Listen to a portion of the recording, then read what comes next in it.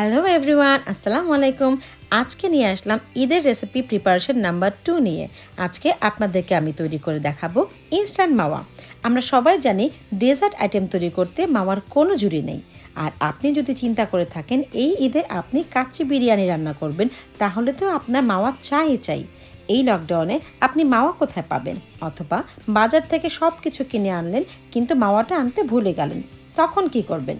কিচ্ছু না, খুব সহজে আমার এই রেসিপি ফলো করে ঘরে থাকা মাত্র 3টি উপকরণ দিয়ে 5 মিনিটেই তৈরি করে নিন দোকানের চেয়ে ফ্রেশ এবং ভালো মানের মাওয়া, যেটা দিয়ে আপনি মনের মতো ডেজার্ট, কাচ্চি বিরিয়ানি যা চান তাই রান্না করতে পারবেন। তাহলে চলুন রেসিপিতে চলে যাই। মাওয়া বানানোর জন্য আমি প্রথমে হাঁড়িতে নিয়ে নেব 1 টেবিল চামচ ঘি। ঘিয়ের রেসিপি আমার চ্যানেলে দেওয়া আছে, আমি ডিসক্রিপশন বক্সে লিংক দিয়ে দেব, আপনারা চাইলে সেখান থেকে দেখে নিতে পারবেন। জালটা কিন্তু একদম লো হিটে থাকবে। এরপর আমি এর মধ্যে দিয়ে দেব 1/4 কাপ ফুল ক্রিম মিল্ক। আর দুধটা দিয়ে দেওয়ার সাথে সাথেই নাড়তে শুরু করতে হবে, কোনোভাবেই যেন দুধটা নিচে পুড়ে লাগে না। যদিও হিটটা কিন্তু খুব লো থাকবে, একদম মিডিয়াম থেকে লো হিট, একদমই লো হিট থাকবে। এটা মাথায় রাখতে হবে, পুরো প্রসেসিংটাই চলবে লো হিটে। দুধটা বলক উঠে গেলে এর মধ্যে আমি দিয়ে দেব 1/2 কাপ ফুল ক্রিম গুঁড়া দুধ। আমি এখানে নিডো নিয়ে নিয়েছি। আসলে নিডো দিয়েই ডেজার্ট আইটেমগুলো খুব ভালো বানানো যায়, একদম পারফেক্ট হয়। ব্যাস, আর কোনো উপকরণ না, মাত্র এই 3টা উপকরণ দিয়ে হয়ে যাবে আমাদের পারফেক্ট মাওয়া। তবে মনে রাখতে হবে আমাদের কিন্তু খুব ভালো করে নাড়তে হবে এবং জালটা হবে একদম লো হিট। এবং দেখেন আমি কিভাবে ভালো করে ঘষে দুধটাকে ভালো করে মিশিয়ে নিচ্ছি, যাতে করে কোনো লাম্পস বা গোটা গোটা গুলটি না থেকে যায়। আমি কিন্তু কন্টিনিউয়াসলি নেড়েই যাচ্ছি। এটা হতে যেহেতু মাত্র 5 মিনিট লাগে, এই 5 মিনিট সময় আপনাকে কন্টিনিউয়াসলি নেড়ে যেতে হবে। 2 মিনিটের মাথায় দেখেন এরকম হয়ে গেছে। এখন কিন্তু অনেকটাই ঘন হয়ে আসছে। আমার ননদ আমাকে বলছিল, ভাবি তোমার রেসিপিগুলি খুব ইজি এবং কম সময় হয়ে যায়। কি করব বলুন? আমি যদি এখন সনাতন পদ্ধতিতে মাওয়া বানাতে যেতাম তাহলে আমার 2 থেকে 2.5 ঘন্টা লেগে যেত। এই ব্যস্ত জীবনে এত সময় কার আছে বলুন? আমাদের মাওয়াটা কিন্তু প্রায় হয়ে আসছে। দেখুন স্প্যাচুলার সঙ্গে কিন্তু বারবার সে উঠে আসছে, তার মানে বুঝতে হবে মাওয়াটা প্রায় রেডির পথে। 5 মিনিট হয়ে গেছে, আমাদের মাওয়াটাও কিন্তু হয়ে গেছে। এরকম যখন তেল দেখা যাবে প্যানটার মধ্যে, তখনই বুঝে নেবেন মাওয়াটা হয়ে গেছে। আর মাওয়াটা কিন্তু আমাদের চামচের সাথে উঠে আসছে, তার মানে আমাদের মাওয়াটা এখন পারফেক্ট হয়ে গেছে।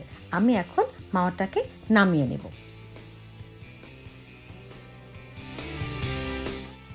মাওয়াটা আমাদের হয়ে গিয়েছে, আমি এবার নামিয়ে নিয়েছি। আমি এখন এটাকে একটু ঠান্ডা করতে দিব, খুব সামান্য ঠান্ডা হবে, কিন্তু যখন হালকা গরম থাকবে, গরম থাকতেই আমি হাত দিয়ে ভালো করে একটি ডোর মতো করে মাখিয়ে নিয়ে এটাকে একটি বারের শেপ দেওয়ার চেষ্টা করব। আমার হাতে সময় কম ছিল তাই আমি গরমটাই করে নিয়েছি, আপনারা কিন্তু আরেকটু ঠান্ডা করে নেবেন।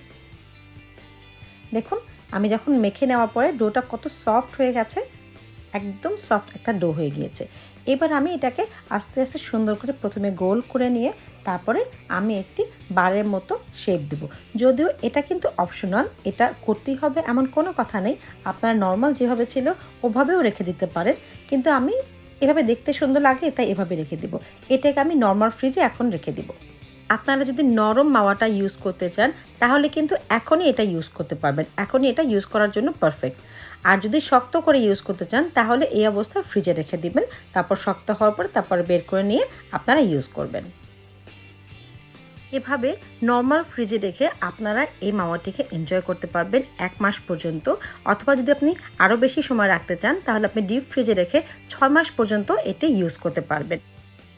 এই তো হয়ে গেল আমাদের মাত্র 5 মিনিটে দোকানের মতো পারফেক্ট মাওয়া। আমি এটা ফ্রিজে রেখে শক্ত করে নিয়ে তারপরে একটি গ্রেটার বা কুড়ানির সাহায্যে গ্রেট করে নিয়েছি। আমার পরিমাণে কম লাগবে তাই আমি কম করে বানিয়েছি। যদি আপনাদের আরও বেশি প্রয়োজন হয় তাহলে আপনারা সেম রেসিপিতে আরও বাড়িয়ে নিতে পারেন। তবে আমি বলবো কম বানানোই ভালো, যেহেতু বানাতে এত কম সময় লাগে তাহলে আমরা ফ্রিজে রেখে 6 মাস 1 বছর রেখে কেন খাবো, আমরা ফ্রেশই তো বানিয়ে খেতে পারি।